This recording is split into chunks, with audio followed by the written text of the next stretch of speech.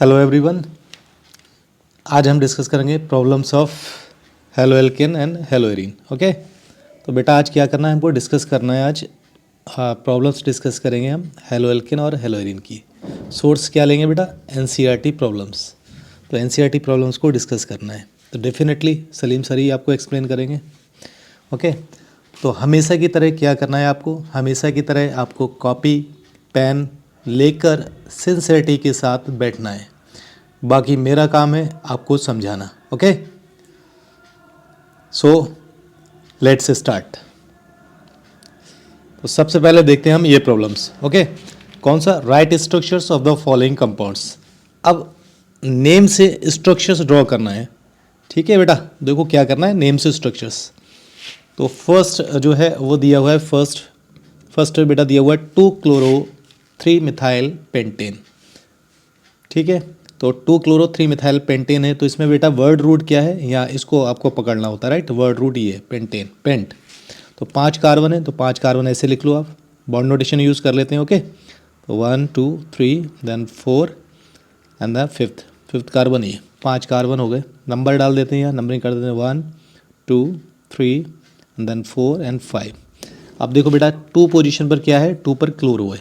Okay, तो 2 पर chloro है, तो Cl लगा दिया मैंने 2 पोजीशन पर, 2 क्लोरो।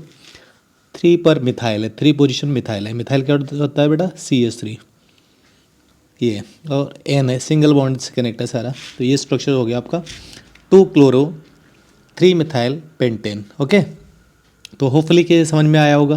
पहले मैंने बेटा क्या किया है, पहले सबसे पहले मैंने वर्ड रूट को पकड़ा है, यहाँ पर वर्ड रूट है। देन उसके बाद मैंने लिखा है प्रीफिक्स को, और देन प्राइमरी सफिक्स को। ओके, तो इसमें अगर आइडेंटिफाई करूँ तो बेटा इसमें क्या है, पहले सेकेंडरी प्रीफिक्स दिया हुआ है, वर्ड रूट दिया हुआ है, और बेटा इसमें क्या है, प्राइमरी सफिक्स है। ओके, ये चीज़ें गिवन है।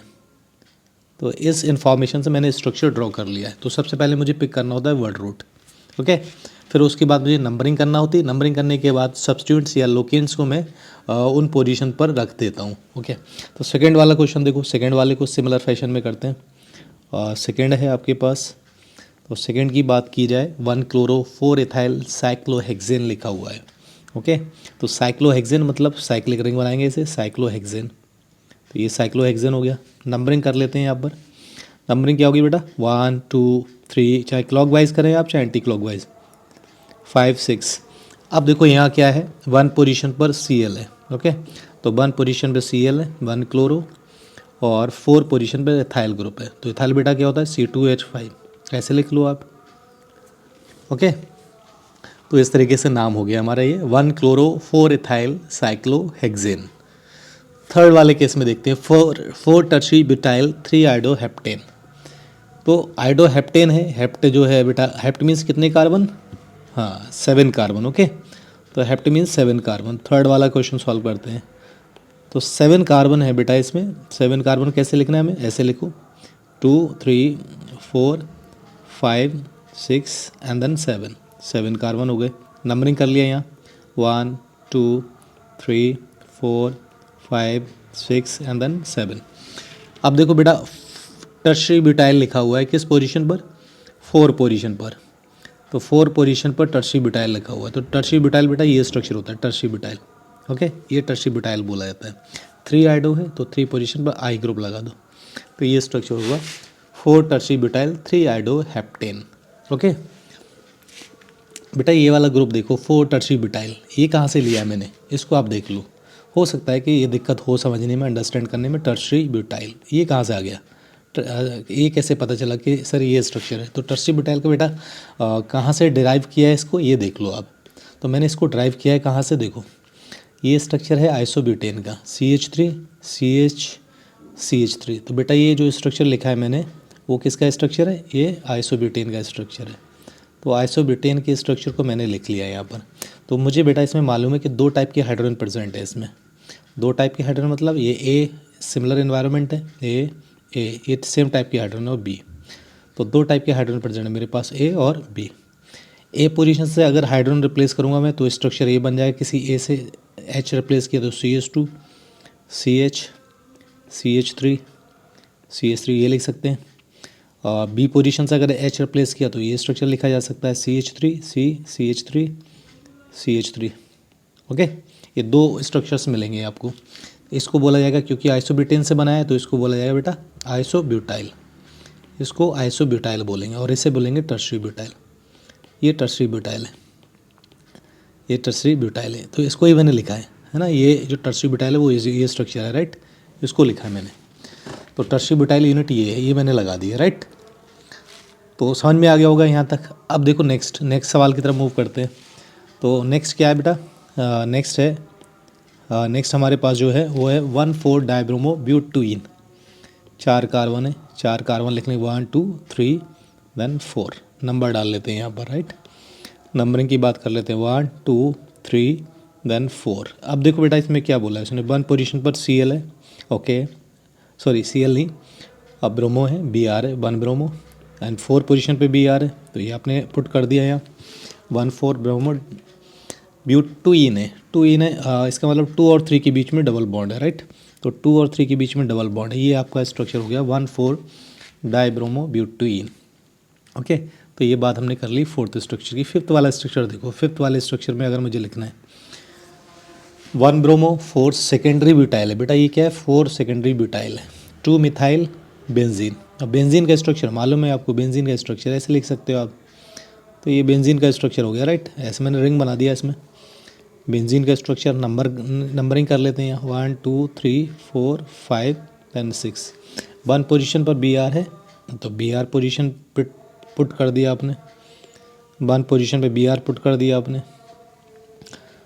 4 सेकेंडरी ब्यूटाइल है, 4 पोजीशन पर सेकेंडरी ब्यूटाइल है, सेकेंडरी ब्यूटाइल है, अभी मैंने स्ट्रक्चर नहीं लिखा है, क्या लिखना है मुझे, सेकेंडरी ब्यूटाइल है। और 2 पोजीशन पर मिथाइल है, मिथाइल मालूम है ये CH3। अब मुझे ये देखना है सेकेंडरी ब्यूटाइल का स्ट्रक्चर क्या होता है, ओके। तो बेटा देखो सेकेंडरी ब्यूटाइल का स्ट्रक्चर क्या होता है। तो अगर मैं ये देखूँ, ये जो स्ट्रक्चर है ना मेरे पास CH3 CH2 एंड CH3, ये जो यूनिट है बेटा वो कौन सी है, ये ब्यूटेन है। अब ब्यूटेन में 2 टाइप के हाइड्रोजन प्रेजेंट है, अगर आपको दिखाई देते हो, है ना बेटा, कितने टाइप के हाइड्रोजन प्रेजेंट है, 2 टाइप के। A और A सिमिलर टाइप के हाइड्रोजन है, B और B ये 2 सेम टाइप के हाइड्रोजन है। तो A से मुझे हाइड्रोजन रिप्लेस करना है, और A से हाइड्रोजन अगर रिप्लेस करूँगा तो ये स्ट्रक्चर मिल जाएगा CH2 देन CH3। अगर B से हाइड्रोजन रिप्लेस किया तो ये स्ट्रक्चर मिलेगा CH3 CH2 CH3। क्योंकि ब्यूटेन से बना है तो इसका नाम बेटा क्या होगा, N ब्यूटेन, इसको मैं लिखूँगा N ब्यूटेन, ओके। और इसकी अगर बात करेंगे बेटा, ये कहलाता है आपका सेकेंडरी ब्यूटाइल, ये सेकेंडरी ब्यूटाइल कहलाता है, सॉरी इसको मैंने N ब्यूटेन लिखा है, N ब्यूटेन नहीं बेटा, क्या बोलेंगे इसको, N ब्यूटाइल बोलेंगे, राइट, इसको बोलेंगे आप N ब्यूटाइल, ये N ब्यूटाइल है। और इसको आप लिख रहे हैं तो ये बेटा सेकेंडरी ब्यूटाइल है। इस CH से जो लगा हुआ है, एक CH3 ग्रुप लगा हुआ है, एक इथाइल ग्रुप लगा हुआ है, तो बस यही ग्रुप मुझे इसके साथ कनेक्ट कर देना है। तो इसमें देखो इस वाले ग्रुप के साथ में, तो यहाँ क्या करना है, मैंने बेंजीन रिंग लिया है, और बेंजीन रिंग पे फर्स्ट पोजीशन नंबर डाल दिया मैंने 1 2 3 4 5 देन 6। 1 पोजीशन पर बेटा क्या Br है, 2 पोजीशन पर मिथाइल है, और 4 पोजीशन पर सेकेंडरी ब्यूटाइल है। तो सेकेंडरी ब्यूटाइल की यूनिट बेटा ये है, ये सेकेंडरी ब्यूटाइल है, तो इसे कनेक्ट कर दो इसके साथ में। CH से क्या लग जाएगा, CH3, और इसे लिख सकते हैं CH2 CH3। तो ये मैंने डिस्कस की आपको प्रॉब्लम्स, तो होपफुली ये प्रॉब्लम्स आपको समझ में आई होंगी, ठीक है। तो समझ में आया होगा कि किस तरीके से नोमेनक्लेचर अगर दिया हो, नाम दिया हो, तो उस नेम से मुझे स्ट्रक्चर कैसे ड्रॉ करना है। तो मैंने NCERT की प्रॉब्लम्स डिस्कस की हैं, ओके। तो ये आप अब एक बार देख लो मैंने किस तरीके से बताया आपको, तो होपफुली कि आपको समझ में आया होगा, राइट। नेक्स्ट स्लाइड की तरफ मूव करते हैं। चलो नेक्स्ट स्लाइड की तरफ मूव करते हैं। अब इन क्वेश्चंस को देखते हैं हम। इस वाले क्वेश्चन को देखते हैं, 6.2 को देख लें। चलो 6.2, why is sulphuric acid not use during the reaction of alcohol with KI। तो ये पूछ रहा है आपसे सल्फ्यूरिक एसिड क्यों यूज़ नहीं किया जाता है, ओके। तो देखते हैं क्यों यूज़ नहीं करते हैं। तो यहाँ जो रीज़न आप बोलते हैं, क्योंकि सल्फ्यूरिक एसिड बेटा क्या है, देखो सल्फ्यूरिक एसिड क्या है, H2SO4 is a strong oxidising agent. तो ये बेटा ये स्ट्रॉन्ग ऑक्सीडाइजिंग एजेंट है, ओके।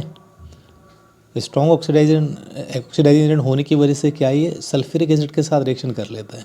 सल्फ्यूरिक एसिड के साथ रिएक्शन करने से बेटा HI का फॉर्मेशन होगा, और ये बन जाएगा पोटेशियम हाइड्रोजन सल्फेट। ठीक है। लेकिन sulphuric acid strong oxidising agent है, तो ये क्या करेगा, ये फर्दर इसको ऑक्सीडाइज कर देता है, किस में, आयोडीन में। ओके, तो आयोडीन ये स्टेबल कंपाउंड बन जाता है जो कि फर्दर रिएक्ट नहीं कर पाता। आप ये कह रहे हैं कि एथाइल अल्कोहल से अगर आप ये सोचते हैं कि आई की रिएक्शन कर दें, ये कंपाउंड बना लें C2H5I, नहीं बनता है ये, क्योंकि ये KI बेटा क्या होता है, H2SO4 के साथ रिएक्ट करके ये कंपाउंड बना लेता है। ओके, तो फ्री आयोडीन नहीं मिलती है कि वो उस OH को रिप्लेस करके न्यूक्लियोफाइल यहाँ अटैक कर दे। ओके, तो ऐसा पॉसिबल नहीं होता है। किसकी प्रेजेंस में पॉसिबल नहीं होता है, सल्फ्यूरिक एसिड की प्रेजेंस में, राइट। तो ये बात की मैंने यहाँ पर, तो होपफुली ये बात समझ में आ गई होगी। नेक्स्ट क्वेश्चन की तरफ मूव करते हैं। अब देखो यहाँ पर ये दिया हुआ है, write structures of different dihalogen derivatives of propane. Propane के डिफरेंट स्ट्रक्चर्स क्या होंगे, है ना, डाईहैलोजन डेरिवेटिव्स ऑफ प्रोपेन, ये स्ट्रक्चर्स लेना है मुझे। तो देखो इसमें डाईहैलोजन डेरिवेटिव्स ऑफ प्रोपेन, बेटा मैं ये बोल रहा हूँ कि ये लिया हुआ है, क्या लिया हुआ है, CH3 CH2 CH3। अब इसके हमने क्या किया बेटा, डाईक्लोरिनेशन किया है, डाईहैलोजन डेरिवेटिव बताना है। ओके, क्या बताना है बेटा, डाईहैलोजन डेरिवेटिव्स। डाईहैलोजन डेरिवेटिव से बेटा क्या मीनिंग है, 2H हटाना है आपको, यहाँ से इस मॉलिक्यूल से 2 Cl लगा देना है, Cl मान लो, या हैलोजन X, और X लिख सकते हो, और you can say X 2X ऐसे लिख सकते हो। अब देखेंगे कि इससे कितने टाइप के हम कंपाउंड बना सकते हैं स्ट्रक्चर। तो देखो बेटा, एक तो ये बन जाएगा आपका, देखो कितनी प्रोबेबिलिटी है, CH3 CH, एक तो ये है, यहाँ से 2 हाइड्रोजन हटाया और 2 हैलाइड्स लगा दिए अपने इस वाले कंपाउंड्स पे, तो ये जेम डाईहैलाइड बन गया आपका, राइट। इसको आप बोलते हैं जेम डाईहैलाइड्स। अगर एक ही कार्बन पे 2 हैलाइड ग्रुप प्रेजेंट हो तो उसको बोला जाता है जेम डाईहैलाइड। ओके, तो ये वाली बात होगी। दूसरा स्ट्रक्चर बेटा ये बन सकता है, देखो क्या हो सकता है बेटा, CH2 CH3 एडजेसेंट साइड पे लगा सकते हैं, CH2 ऐसा लिख सकते हैं, एडजेसेंट साइड पर 2 हैलाइड्स लगा दिए, ये एडजेसेंट साइड पे लगा दिए बेटा, इसको बोला जाता है विसनल डाईहैलाइड। तो विसनल डाईहैलाइड बन जाएगा ये, तो एक स्ट्रक्चर ये बन जाएगा विसनल डाईहैलाइड्स। तीसरा स्ट्रक्चर देखो बेटा क्या बन सकता है, तीसरा स्ट्रक्चर ये बन सकता है कि टर्मिनल साइड्स पे आपने Cl लगा दिया, राइट, ऐसे टर्मिनल साइड्स पे लगा दिया आपने, तो इसको आप आइसोलेटेड बोल सकते हो, आइसोलेटेड डाईहैलाइड्स। ओके, तो इसको आइसोलेटेड डाईहैलाइड बोल सकते हैं बेटा। फोर्थ प्रोबेबिलिटी बोलो क्या बन सकती है, और क्या हो सकता है, थोड़ा सोचो क्या हो सकता है। मैं ये कह रहा हूँ एक स्ट्रक्चर और पॉसिबल है, तो सवाल हमारा बेटा यहाँ था, ये देखो ये पूछा तो तुमने, write structures of different dihalogen derivatives of propane, इसका आंसर देना है मुझे। तो मैंने अभी तक ये 3 स्ट्रक्चर देखे, ये पॉसिबल है स्ट्रक्चर, ये सेकंड भी पॉसिबल है, थर्ड भी पॉसिबल है, और प्रोबेबिलिटी देखो बेटा क्या है, Cl कर दिया से X कर लो, कोई दिक्कत नहीं बेटा, X कर लो, X कोई प्रॉब्लम नहीं, X ले सकते हो बेटा। एक ये भी तो हो सकता है ना, CH3 CH3 और बाकी 2 हैलाइड्स आपने मिडिल वाले कार्बन पे लगा दिए, तो इसका मतलब ये भी तो जेम डाईहैलाइड ही है। अगर एक ही कार्बन पे 2 हैलोजन हो बेटा तो उसको क्या बोलते हैं हम, जेम डाईहैलाइड बोलते हैं, राइट। तो ये स्ट्रक्चर्स हो गया हमारा जेम डाईहैलाइड्स का बेटा। इसके अलावा अगर 5वां स्ट्रक्चर देखेंगे तो पॉसिबल नहीं है, ये 4 स्ट्रक्चर ही पॉसिबल हैं। तो स्ट्रक्चरल आइसोमर कितने बनेंगे इसमें बेटा, 4 स्ट्रक्चरल आइसोमर बनेंगे। अब मेरा सवाल इसमें इन चारों में बेटा ये बता दो कैरल सेंटर किस में प्रेजेंट है। मेरा सवाल ये है इन 4 स्ट्रक्चर्स में ये बता दो मुझे, in which chiral centre is present, in which chiral centre is present. Okay, तो ये सवाल हो गया मेरा, किस में कैरल सेंटर प्रेजेंट है, कमेंट करके मुझे बताइए किस में कैरल सेंटर प्रेजेंट है, राइट। तो ये कमेंट करके मुझे आप बताओगे किस में कैरल सेंटर प्रेजेंट है। इन चारों मॉलिक्यूल्स में से आप मुझे बताएंगे किस में कैरल सेंटर प्रेजेंट है। ओके, नेक्स्ट देखते हैं, नेक्स्ट क्वेश्चन की तरफ मूव करते हैं। 6.4 देख लो, अच्छा क्वेश्चन है, बहुत इंटरेस्टिंग क्वेश्चन है ये, जिसमें लिखा है among the isomeric alkanes of molecular formula C5H12 identify the one that on photochemical chlorination yields a single monochloride, 3 isomeric chlorides, 4 isomeric monochlorides. देखो बेटा क्या बोल रहा है, मैं इस क्वेश्चन को मैं आपको बताता हूँ क्या बोला है उसने। ओके, तो पहले मैं इसको इरेज कर देता हूँ, फिर उसके बाद मैं इसी स्पेस को यूज़ करता हूँ उस सवाल को सॉल्व करने में। ठीक है, देखो बेटा कैसे उसको उसने पूछा है, क्या बेटा पूछा है, देखो C5H12 है, C5H12 है, C5H12 है, C5H12 है। ओके, तो डेफिनेटली बेटा C5H12 क्या है, CnH2n+2 फार्मूले को फॉलो कर रहा है। इसका मतलब ये एलिफेटिक अल्केन है, बल्कि सिंपल बोल दो अल्केन है बेटा, ये अल्केन है ना, ये अल्केन है। तो अल्केन है। अब इसमें वो कह रहा है कि अगर आप क्लोरीनेशन करते हैं, देखो सवाल में क्या पूछा है उसने बेटा, among the isomeric alkanes of molecular form of this identify the one that on photochemical chlorination yields single monochlorides, 3 isomeric monochloride से बन रहा है। तो एक में उसने बोला है सिंगल मोनोक्लोराइड से बनता है, सिंगल मोनोक्लोराइड बन रहा है। ओके, एक में 3 मोनोक्लोराइड से बन रहा है, मोनो मतलब सिंगल क्लोराइड है, राइट, मोनो मतलब सिंगल, 3 मोनोक्लोराइड्स फॉर्म हो रहे हैं। सेकंड कंडीशन में ये कहा है उसने। और फिर नेक्स्ट कंडीशन में बोला है बेटा उसने 4 आइसोमेरिक 4 बन रहे हैं, 4 मोनोक्लोराइड्स बन रहे हैं, राइट, 4 मोनोक्लोराइड्स बन रहे हैं। अब मुझे ये देखना है C5H12 से कितने हम, ये सिंगल किस में मिलेगा मोनोक्लोराइड, किस में 3 मोनोक्लोराइड्स मिलेंगे, किस में बेटा 4 मोनोक्लोराइड्स मिलेंगे, है ना। अगर मैं ये स्ट्रक्चर ड्रॉ कर दूँ ना, लाइक ABCD करके, तो क्या आप उसे मैच कर पाओगे कि कौन सा होगा। चलो मैं बना देता हूँ स्ट्रक्चर्स, आप देखो इस तरीके से। सपोज़ एक ये है स्ट्रक्चर, एक स्ट्रक्चर ये ले लिया मैंने, सपोज़ ये है इस तरीके से, और एक स्ट्रक्चर ये है बेटा, ऐसे मान लो 1 2 3 4 5 कार्बन है ना, ऐसे 5 कार्बन हो गए, एक स्ट्रक्चर ये है। थर्ड वन ले लेता हूँ, थर्ड 1 2 3 4 एंड देन फिफ्थ एक ये तो सेम ही हो गया बेटा ना, इसको चेंज कर लेते हैं, सेम हो गया, A और C सेम हो गया, राइट। तो इसको हम चेंज कर लेते हैं। अब सपोज़ ये इस तरीके से 1 2 3 4 5 5 कार्बन ऐसे हो गए, और एक बेटा स्ट्रक्चर ये ले लेते हैं 1 2 3 देन 4। ओके, एक और स्ट्रक्चर ड्रॉ किया जा सकता है इसमें C5H12 में बेटा 3 आइसोमर बन सकते हैं ना, चौथा नहीं बनेगा, 3 ही बनेंगे। ओके, तो 3 आइसोमर बनेंगे, और बेटा वो 3 आइसोमर ये बनेंगे जो मैंने लिखे। इनमें से मुझे आइडेंटिफाई करना है, इनमें से मुझे बेटा क्या करना है, इनमें से बेटा मुझे आइडेंटिफाई करना है। सॉरी, फिर से लिख देता हूँ इसको, ये स्ट्रक्चर लिया था बेटा मैंने, ये इनमें से मुझे आइडेंटिफाई करना है। ओके, इनमें से आइडेंटिफाई करना है कि कौन मोनोक्लोराइड प्रोडक्ट देगा, मोनोक्लोराइड सिंगल मोनोक्लोराइड प्रोडक्ट बनाएगा, कौन 3 मोनोक्लोराइड प्रोडक्ट्स बनाएंगे, और कौन से 4 मोनोक्लोराइड प्रोडक्ट्स बनाएंगे। तो बेटा वो डिसाइड करेगा कितने टाइप्स के हाइड्रोजन प्रेजेंट हैं, है ना, डिफरेंट टाइप्स ऑफ हाइड्रोजन देखना पड़ेंगे। तो यहाँ पर देखो बेटा, ये सेम टाइप के हाइड्रोजन है, A और A, यहाँ पर भी हाइड्रोजन है B, ये डिफरेंट हाइड्रोजन है D C and then D। तो 4 टाइप्स के यहाँ हाइड्रोजन प्रेजेंट है। तो बेटा इस वाले स्ट्रक्चर से 4 मोनोक्लोराइड प्रोडक्ट मिलेंगे।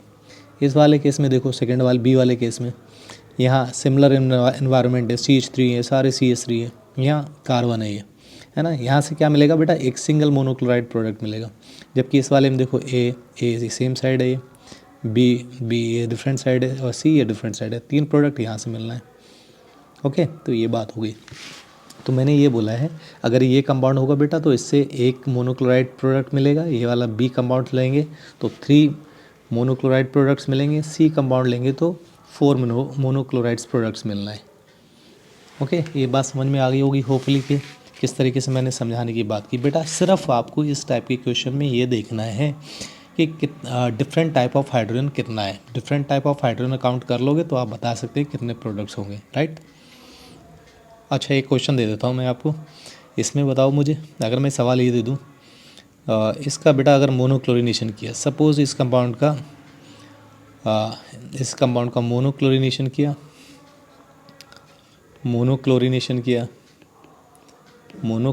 किया इस कंपाउंड का, तो कितने प्रोडक्ट फॉर्म होंगे, राइट। और अगर एक कंपाउंड मैंने ये भी ले लिया, सपोज़ इसी कंपाउंड का मैंने अगर सपोज़ डाइक्लोरिनेशन किया, 2 Cl लगाना है, इसमें 1 लगाना है। ओके, तब बताना है कितने प्रोडक्ट फॉर्म होंगे। तो ये 2 क्वेश्चन मैंने आपको दे दिए करने के लिए, तो मुझे आप इसको सॉल्व करो और कमेंट करो, राइट। और कमेंट में मैं आपको बताऊंगा क्या आंसर है इसका, राइट। मैं आपको डिटेल दे दूंगा, बट एक बार आप ट्राई करके देखो इसका आंसर क्या होगा, ठीक है। तो साइक्लोपेंटेन का आप मोनोक्लोरिनेशन कर रहे हैं, तब एक प्रोडक्ट मिल रहा है, और फिर एक आप कर रहे हैं, एक आप इसका कर रहे हैं कंपाउंड्स का और एक ये आप इसका कर रहे हैं, राइट, डाइक्लोरिनेशन। ठीक है, तो एक ही आप देखेंगे। ओके, तो होपफुली ये बात समझ में आ गई होगी। देखो किस तरीके से मैंने बात समझाने की कोशिश की। तो ये 6.4 वाला भी क्वेश्चन कर लिया हमने, राइट, और 6.4 भी हमने क्वेश्चन यहाँ पर कवर कर लिया है, इस क्वेश्चन को भी। ठीक है, सिंगल मोनोक्लोराइड देखना था, 3 आइसोमेरिक मोनोक्लोराइड्स देखना थे, 4 आइसोमेरिक क्लोराइड्स देखना। अब बेटा ये कुछ रिएक्शंस रह गई हमारी। Draw the structures of major monohalo products in each of the following reactions. Okay, अब सिंपल अगर सिंपल सी लिखना है तो यहाँ ही सॉल्व करके दिखा देता हूँ। बेटा इसमें क्या करना है, OH हटाना है, Cl लगा देना है, राइट। तो ये बड़ी फेमस रिएक्शन है। देखो इसमें क्या कंपाउंड बनता है, ये कंपाउंड बन जाता है ऐसे, है ना। Cl लग जाएगा यहाँ बेटा, और क्या बाई प्रोडक्ट मिलेगा, सल्फर डाइऑक्साइड गैस है, प्लस HCl, ये भी गैस है, ये बन जाएगा, है ना। तो यहाँ पर अगर आप देखोगे तो ये कंपाउंड्स बनता है। ये बेटर मेथड है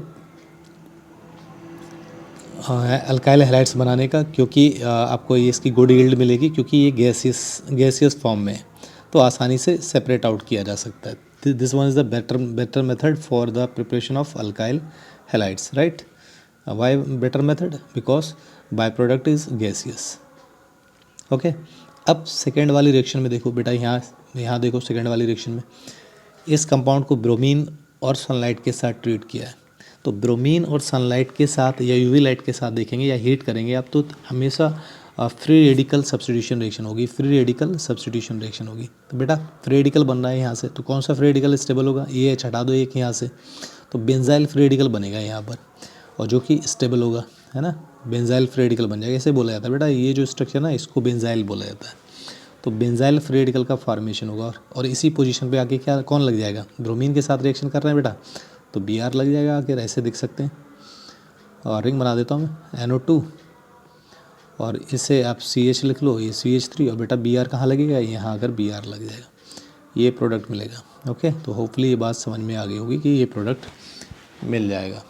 ठीक है, नेक्स्ट क्वेश्चन की तरफ मूव करते हैं। थर्ड वाला देखो, ये थर्ड वाले केस में अब HCl के साथ रिएक्शन कर रहे हो, या तो क्योंकि यहाँ से इलेक्ट्रोफाइल H+ मिलेगा और न्यूक्लियोफाइल Cl-।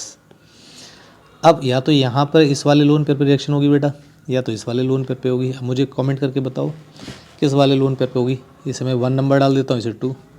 अब मुझे ये बताओ इलेक्ट्रोफाइल 1 पोजीशन पर अटैक करेगा या 2 पोजीशन पर। तो बेटा ये देखना है, क्योंकि बेड लिविंग ग्रुप है OH is a bad leaving group, after protonation it converts to good leaving group. Okay, तो प्रोटोनेशन के बाद ही गुड लिविंग ग्रुप में कन्वर्ट होगा। Then after that good leaving group departs from the substrate. Then identify the stability of carbocation. अगर carbocation stable होगा तो वो रिएक्शन के थ्रू वो रिएक्शन कंप्लीट होगी, यानी कि उसके थ्रू मेजर प्रोडक्ट बनेगा, राइट। अब इस वाली रिएक्शन में देख लो बेटा, जो मैंने रिएक्शन लिया है ना, तो यहाँ पर स्टेबल कार्बोकेटाइन बनेगा। इस वाले केस पर यहाँ स्टेबल कार्बोकेटाइन बनेगा, बेंजाइल कार्बोकेटाइन, राइट। ये स्टेबल है, यहाँ से बेंजाइल कार्बोकेटाइन का फॉर्मेशन होगा। फिर क्या करना है बेटा, यहीं पर Cl लगा देना आपको, इस तरीके से OH ऐसे ही रहने देंगे, और यहाँ आप लिख देंगे CH2Cl। ओके, क्योंकि यहाँ इंटरमीडिएट क्या बन रहा है बेटा, कार्बोकेटाइन। अब ये देखो, ये नेम रिएक्शन है, इस वाले की बात कर लो।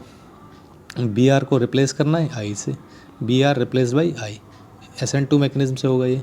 और इस नेम को इसको अगर लिखेंगे, हेलोजन एक्सचेंज रिएक्शन है, CH3 CH2I। और इस रिएक्शन को बेटा क्या बोला जाता है, फिंकलस्टीन रिएक्शन। फिंकलस्टीन रिएक्शन बोला जाता है इसको, है ना। नेम रिएक्शन है, very important name reaction, Finkelstein reaction बोला जाता है इसको। तो ये फिंकलस्टीन रिएक्शन है, वेरी इंपॉर्टेंट। तो होपफुली ये समझ में आ गया होगा आपको, राइट। और देखो नेक्स्ट 2 रिएक्शंस ये बच रही हैं हमारी। इन वाली 2 रिएक्शंस की बात कर लें। ब्रोमीन के साथ रिएक्शन कर रहे हैं, यूवी लाइट है और हीट के साथ, तो फ्री रेडिकल सब्स्टिट्यूशन रिएक्शन होगी। तो Br फ्री रेडिकल बेटा बन जाएगा यहाँ से, और यहाँ फ्री रेडिकल कौन सा होगा, या तो ये फ्री रेडिकल होगा या ये, तो स्टेबल फ्री रेडिकल है ये। तो जो इनकमिंग Br होगा वो इस वाली पोजीशन पे आगे लगेगा, यानी फाइनली प्रोडक्ट आप अगर लिखेंगे तो बेटा ऐसे लिखेंगे, Br यहाँ लगा देंगे। ओके, तो ये रिएक्शन हो जाएगी। इस वाली रिएक्शन को देख लेते हैं, फोर्थ वाली रिएक्शन देख लेते हैं कैसे होगी। HI के साथ में रिएक्शन करना है इसकी। ओके, इसके साथ में देखो रिएक्शन क्या होगी, इस वाले के साथ में रिएक्शन देख लेते हैं। तो मैं इसको डिस्कस कर देता हूँ बेटा, स्पेस ले लेता हूँ यहाँ। ओके, यहाँ देखो, यहाँ स्पेस यूज़ कर लेता हूँ। रिएक्शन में दिखा देता हूँ क्या रिएक्शन थी बेटा। रिएक्शन ये थी, इस तरीके की रिएक्शन थी, और इस तरह की रिएक्शन है। यहाँ CH3 दिया हुआ है और इसको HI के साथ ट्रीट कर दिया, राइट। HI से बेटा क्या होगा, HI से बेटा क्या होना है, H इलेक्ट्रोफाइल प्रोड्यूस होगा और न्यूक्लियोफाइल I नेगेटिव। क्योंकि इसके पास देखो बेटा ये डबल बॉन्ड है, न्यूक्लियोफाइल की तरह बिहेव करेगा, तो ये इससे इसके साथ रिएक्ट कर लेगा। फॉर्मेशन किसका होगा बेटा, फॉर्मेशन होगा कार्बोकेटाइन का। और स्टेबल कार्बोकेटाइन कौन सा, टर्शियरी कार्बोकेटाइन ये। और फिर मालूम है आपको I न्यूक्लियोफाइल है, वो अटैक कर देगा इस पर, फिर फॉर्मेशन होगा फाइनली इस प्रोडक्ट का। यानी कि आप ये प्रोडक्ट बनाएंगे, मेजर प्रोडक्ट ये होगा, this one is a major product. तो होपफुली ये रिएक्शन सारी समझ में आ गई होंगी। तो इतनी सारी मैंने रिएक्शन डिस्कस की, ओके। तो आज के लिए इतना ही काफ़ी। बाकी ये वाली जो 6.7 है, 6.8 या 6.9, इसको नेक्स्ट स्लाइड में डिस्कस करेंगे, ओके। तो thank you for watching, love you all and take care.